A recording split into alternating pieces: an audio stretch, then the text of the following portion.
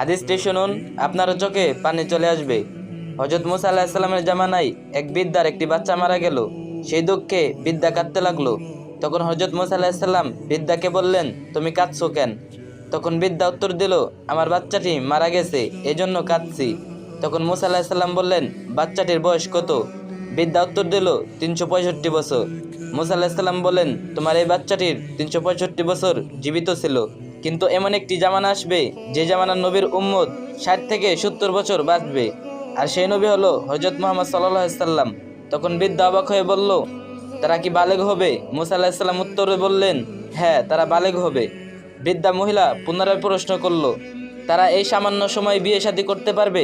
মুসা আলাইহিস সালাম বললেন, তারা এই সামান্য সময়ে বিয়ে করবে এবং তাদের থেকেও সন্তান হবে।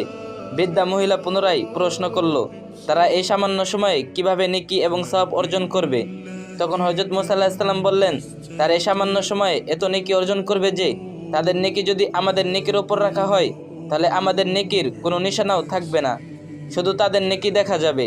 কারণ উম্মতে মুহাম্মাদীকে আল্লাহ তাআলা এমন একটি মাস দিবেন যে মাসের নাম রমজান মাস, যে মাসে একদিন ইবাদত করলে 83 বছরের সওয়াব তার আমলনামায় লেখা হবে। তাহলে তারা যদি এরকম একটি মাস পায়, তাহলে হিসাব করলে আমাদের কোনো নেকি তাদের সমান হবে না।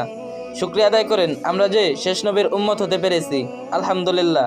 আর ভিডিওটি একটা শেয়ার করে দিন, আর যে যত পারেন বেশি বেশি কপি লিঙ্ক করে দিন।